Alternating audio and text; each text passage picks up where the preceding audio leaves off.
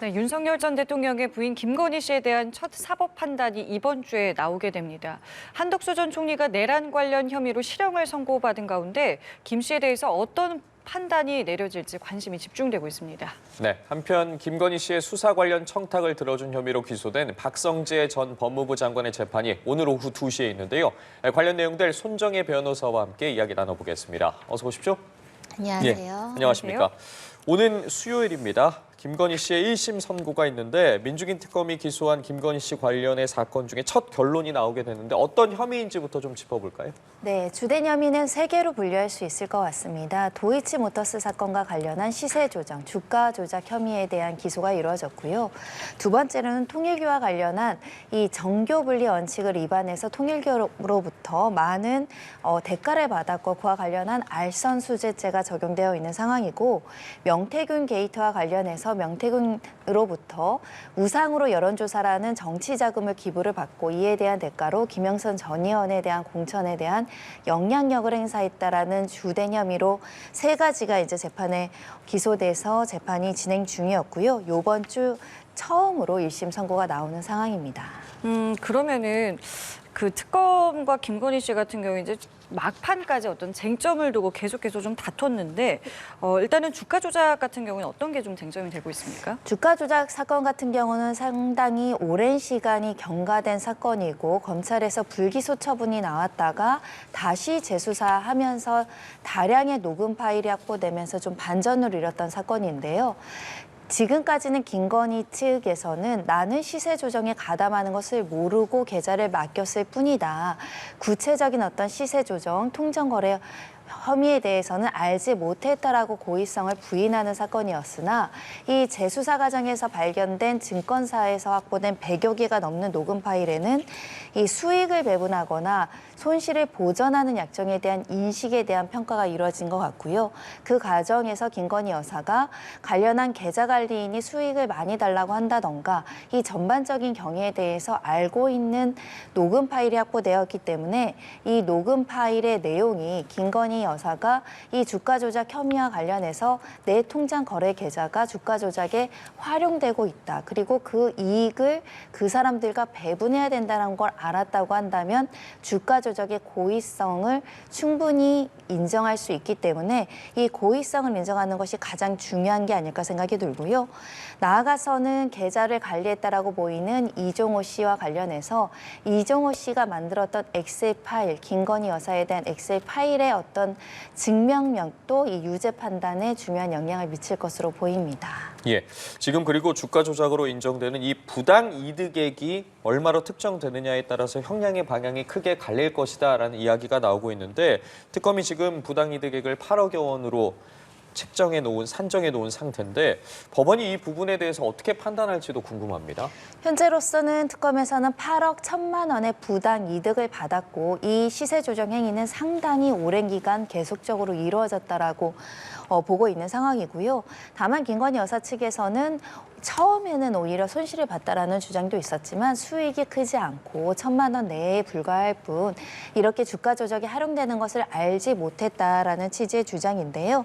아마 계좌 분석을 통해서 수익에 대한 분석은 금융자료로서 확보한 것으로 보이고 우리 자본시장법에 따르면 손실을 회피하거나 이익을 받은 금액의 4배에서 6배까지 벌금형을 구형할 수 있다. 이렇게 선고할 수 있다라고 규정하고 있는데 현재 특검 측에서는 이 벌금액으로 20억 원을 이제 구형을 했을 뿐만 아니라 또 추징금도 별도로 이제 구형을 한 상황이기 때문에 이 8억 원에 대한 수익이 인정된다라고 한다면 비교적 중형이 선고될 수밖에 없을 것이고 우리 대법원 양형 기준에 따르더라도 이 양형 기준상 이익이 1억 원 이상이냐, 5억 원 이상이냐, 10억 원 이상이냐, 50억 이상이냐에 따라서 가중치가 달라지고 있는데 만약에 이렇게 8억 원 이상 이 이익을 봤다라고 한다면 양형 기준상으로는 가중 요소를 적용하면 4년에서 7년형까지 나올 수 있는 상황이고 그러다 보니까 알선수재 그리고 주가 조작과 관련한 자본시장법을 합쳐서 특검에선 이미 11년형에 구형을 한 상황입니다. 자, 그리고 통일교 알선수재 혐의와 관련해서 사실은 이 어떤 가방이라든가 목걸이를 당초에는 받은 적이 없다라고 이제 사실상 이제 버티기를 하다가 전성배 씨가 실물을 제출하니까 의례적인 선물로 받은 거다라고 이제 말을 바꿨단 말이죠. 이 부분에 대해서는 법원의 판단이 어떻게 좀 나올 것 같으세요? 일부 물품은 받았다고 인정하고 비교적 큰 액수는 부인하고 있는 상황이라고 볼 수 있을 것 같은데요. 이 가방 같은 경우는 명시적으로 정성배 씨가 받았다는 점을 인정하고 있을 뿐만 아니라 객관적인 증거인 이제 통화 내역이라든가 문자, SNS를 기초로 했을 때 받지 않았다라고 이야기하기 어려운 측면이 있고 관련한 또 보좌관 측에서도 관련된 진술이 확보되어 있기 때문에 부인할 수 없다라고 생각해서 인정한 것으로 보이지만 관련해서 목걸이 같은 부분들은 또 부인하고 있습니다. 샤넬 가방 이 금액으로 따지면 적지 않은 금액이지만 수백만 원에 머물다고 한다면 이 그라프 관련해서는 6천만 원을 호가하고 있기 때문에 우리가 알선수재의 유무죄를 판단하는 데는 이 금액, 수수받은 금액의 그 다가 그러니까 금액의 액수를 따지게 되거든요. 예를 들면 친분관계에 있는 사람들이 선물로서 제공할 수 있는 금액이냐 그거보다 훨씬 고가의 대가가 지급되었느냐에 따라서 알선수재의 알선 행위에 해당하느냐 고가의 이익을 수수했는지가 굉장히 중요하기 때문에 일부는 인정하더라도 더 큰 금액은 부인함으로 인해서 일부 사실은 인정하지만 다른 부분들은 무죄 주장한다라는 것을 유지했던 것으로 보입니다. 지금 샤넬 가방에 대해서는 뒤늦게 인정을 했는데 목걸이는 끝까지 부인하지 않았겠습니까? 이 부분은 어떤 전략이라고 봐야겠습니까? 이거는 유죄와 관련된 유무죄 판단의 중요한 요소이기 때문입니다. 쉽게 말하면 친구끼리는 한 10만 원짜리 선물을 할 수 있지만 특별한 부탁을 하거나 부정한 청탁을 하려면 예를 들면 1,000만 원의 어떤 금액을 주고받는 그런 공식하에서 우리 알선수재의 우리 판례 같은 경우는 공무원의 직무와 관련해서 부탁, 영향력을 행사할 수 있는 모종의 여러 가지 대가 관계가 성립이 되면 알선수재의 수재에 해당한다라고 평가하는데 다만 예외적으로 비교적 사교적 의뢰행위로 볼 수 있다거나 예를 들면 친분을 유지하기 위해서 친하게 지내기 위해서 원래 친했기 때문에 뭐 명절이나 생일 때 선물 주고받는 것은 법에서 허용할 수 있다 이런 관념하에서 이 친분 관계와 이익의 다가를 고려해서 대가 관계성을 이제 판단하게 되는데 이 김건희 여사 측 주장은 여러 가지 친분 관계 하에서 이런 가방 같은 선물은 이 친분 관계 사교적 의뢰 행위 사회 관념상 허용되는 금액 선물로 볼 수 있지 않느냐 그렇기 때문에 무죄이다 이런 주장을 하고 있는 것이고 하지만 그라프 목걸이는 6천만 원을 호가하는 것이기 때문에 이렇게 고액의 어떤 선물 같은 경우는 청탁금지법을 위반해서 너무나 큰 금액일 뿐만 아니라 특정한 청탁이 결부됐다라고 볼 여지가 매우 높기 때문에 이 6천만 원의 그라프 목걸이는 수수 자체를 부인하고 있는 상황으로 보이고 이 그라프 목걸이를 받았다라고 인정이 된다고 한다면 특정한 청탁과 대가 관계와 실제로 윤 전 대통령에게 모종의 인사청탁과 통일교 현안에 대한 청탁이 결부돼서 받았을 가능성이 매우 높아지기 때문에 그 전략 하에 큰 금액은 부인하고 있는 것으로 보입니다. 그 변호사님 그러면 이제 이 선고 결과에 따라서 통일교 수사에는 뭐 어느 정도 영향이 좀 미치게 되는 겁니까? 특검은 이 사건의 규정을 이 정교분리 원칙을 위반해서 정치권과 종교단체가 결탁해서 모종의 현안에 대해서 정치권과 권력을 이용한 부정부패 비리라고 규정을 했습니다. 그러니까 통일교가 이렇게 건진법사 정성배 씨를 이용해서 실질적으로 영향력을 행사하고 권력을 남용했다라고 보이는 김건희 여사에게 여러 가지 청탁을 하면서 금품을 제공했다라는 사실이 유죄로 인정된다면 현재 특검에서 진행되고 있거나 다른 재판에서 진행되고 있는 통일교가 통일교와 관련한 현안을 실제로 청탁하기 위해서 다수의 인물에게 금품을 수수하고 관련된 청탁을 했다라는 정황들이 연결고리로서 연결될 가능성이 매우 높고요. 통일교가 이렇게 모종의 어떤 현안을 청탁하면서 이 김건희 여사뿐만 아니라 다수의 정치인들과 권력자에게 접촉을 하고 금품을 수수했을 가능성이 매우 높아진다라는 측면에서 특검이 주장하는 이 헌법상 금지된 정교 그 분리, 이게 정교 어떻게 보면 일체로서 부정한 행위를 하려고 했다라는 정황이 뚜렷해지지 않을까 생각이 들고요. 특히 지금 건성동 의원뿐만 아니라 또 민주당의 전재수 의원들도 비슷한 혐의로 수사를 받거나 재판이 진행 중입니다. 그런 만큼 이 통일교회에서 조직적 계획적으로 정치권의 로비를 하려고 했었는가에 대한 중요한 판단이 김건희 여사의 판단에도 나올 것 같습니다. 그리고 명태균 씨 선거 개입 사건과 관련해서도 주목됩니다. 지금 징역 4년이 구형이 된 상황인데 이 부분 역시 지금 김건희 씨 측은 명태균 씨에게 여론조사를 의뢰한 적도 없고 받아본 여론조사는 쓸모없었다라고 주장하고 있는데 법적인 쟁점은 무엇입니까? 일단은 이 정치자금법 위반으로 기소가 됐는데요. 정치자금법은 누구든지 특정 후보자를 추천하고 그에 대한 대가로 정치자금을 기부받아서는 안 된다, 이렇게 되어 있습니다. 여론조사 같은 경우는 비용이 드는 점은 인식하고 있었을 것이고 이것을 대가 없이 제공받았다라고 한다면 그 대가 관계와 관련해서 어떠한 연결고리가 성립되는지가 굉장히 중요할 것 같은데요. 특검은 이렇게 일방적으로 제공받았다고 하더라도 여론조사를 무려 수십 회인 58회를 받았다라는 것은 김건희 여사와 윤 전 대통령이 무상으로 정치자금을 기부받는다라는 고의성이 인정된다라고 보고 있고, 나아가서 그런 그에 대한 대가, 그러니까 무상으로 정치자금을 이렇게 받고 그에 대한 어떤 도움을 받았으니까 그에 대한 대가 관계로 무엇을 주었는지와 관련해서는 김영선 전 의원에 대한 공천에 대해서 영향력을 행사했다라고 보고 있습니다. 그 관계에서 다수의 녹음 파일과 이 실제로 명태균 씨의 한금폰으로 알려지고 있는 녹음 파일, 문자 메시지를 종합해 봤을 때 이렇게 무상으로 여론조사를 받고 선거에 도움을 받으시고 명태균 씨의 영향력을 행사하는 것을 도움을 받고 그에 대한 보답, 그러니까 대가 관계로 김영선 의원에게 실제로 공천받는 데 영향력을 행사했는지에 대한 사실관계가 굉장히 중요할 것 같습니다. 네. 자, 그리고 오늘은 이제 박성재 전 법무부 장관에 대한 이제 첫 공판이 시작이 됩니다. 저희가 이 재판에서는 어떤 걸 지켜봐야 되는 겁니까? 박성재 전 장관도 한덕수 전 총리 사건 마찬가지로 구속영장이 기각됐던 사건이고 범죄의 소명에 대해서 다툼의 여지가 좀 있다라고 구속되지 않은 상황에서 불구속 기소로 재판을 받은 사건인데요. 현재 한덕수 전 총리에 대해서는 중형이 선고가 됐고 내란의 중요 임무자로서 실제로 위헌적이고 위법한 계엄을 막아야 될 중요한 지위에 있으면서도 그것을 막지 않았고 오히려 성공할 것을 생각해서 적극적으로 가담했다라고 해서 중형이 선고된 사건입니다. 이 사건의 판단을 지금 박성재 전 법무부 장관에 대입을 시켜본다면 박성재 전 법무부 장관도 유죄 가능성이 굉장히 높아졌다, 이렇게 평가할 수 있을 것 같은데요. 일단 범죄의 사실은 내란에 가담했다라는 것입니다. 내란에 가담했다라는 주요 근거로는 이렇게 윤 전 대통령이 비상계엄을 선포한 이후에 관련한 그 국무회의에 처음으로 부른 사람일 뿐만 아니라 비상계엄에 해제하는 결의에도 참여한 국무장관으로서 굉장히 중요한 지위에 있었고, 두 번째는 법무부 장관으로서 법질서를 수호하고 인권을 보호함에도 불구하고 이런 비상계엄을 막지 못했다라는 부분이 있을 것이고요.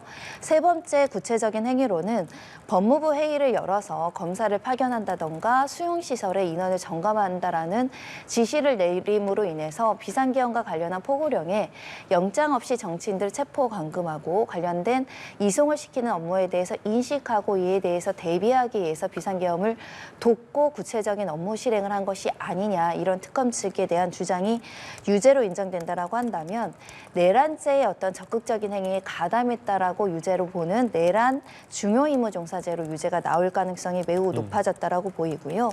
그와 관련해서 법무부 검찰과의 또 계엄 관련한 문건을 작성하게 하는데 계엄이 정당했다라고 보려는 문건을 작성하게 한 것도 의무 없는 일을 시킴으로 인해서 충분히 그 지위에서 비상계엄이 위헌 위법함에도 불구하고 그것을 막지 않았고 오히려 이와 관련해서 적극적인 행위 가담을 했다, 이렇게 평가된다라고 한다면 비교적 중형이 선고될 가능성이 있는 것이고요.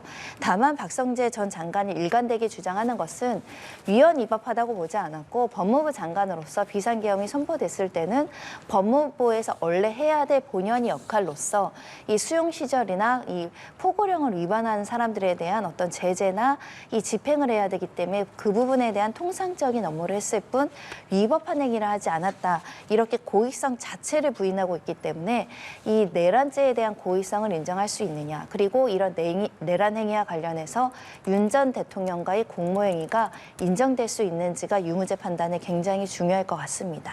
예, 그리고 이 부분도 살짝 좀 놓쳤었는데 이 권성동 의원이랑 윤영호 전 세계본부장에 대한 선고도 이제 예정이 되지 않겠습니까? 두 사람의 혐의에 대해서도 좀 짚어볼까요? 네, 윤영호, 권선동 모두 다 지금 징역 4년이 각각 구형된 상황이고요. 정치자금법 위반 혐의를 권성동 의원이 받고 있는데 1억 원을 수수했다라는 부분에 대한 이 부분입니다. 일단은 이 1억 원을 수수했는지 여부에 대해서는 진술이 다소 엇갈린 측면이 있었지만 수사 과정에서 윤영호 전 본부장이 1억 원을 수수했다. 통일교에 대한 청탁을 현안을 전달하기 위한 목적으로 권성동 의원에게 전달을 했고 그와 관련한 구체적인 어떤 증언들을 하고 있다라고 본다면 이 과정 속에서 통일교의 현안을 권성동 의원에게 전달하고 권성동 의원은 이것을 받아서 선거 자금이라든가 윤 전 대통령의 이 당선을 위해서 활용했는가가 굉장히 중요한 쟁점으로 될 수 있을 것 같고요.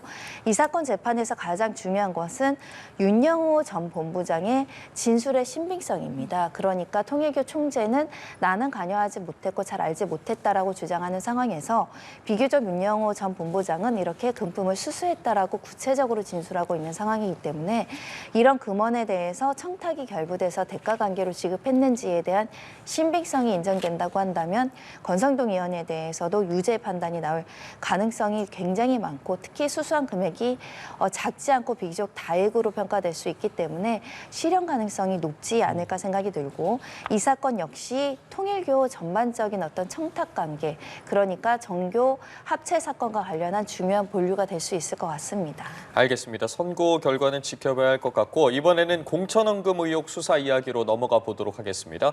경찰이 김경시 의원이 강선우 의원뿐만 아니라 다른 정치인들에게도 로비하려고 했다는 의혹에 대해서도 수사를 확대하고 있는데 지금 내용을 살펴보면 서울시 의회로부터 받은 PC에 정치권 인사들과 접촉한 정황에 이 녹취 파일이 또 있었습니다.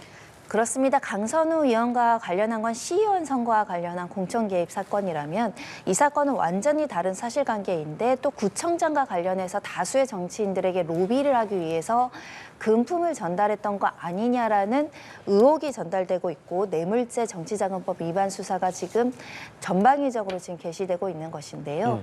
이 PC에는 다량의 녹음 파일이 보관되어 있고 무려 120여 개가 확보됐다라는 겁니다. 그 내용 중에는 양전 서울시 의회 의장이라고 불리는 사람이 로비 창구로 지목되고 있고요.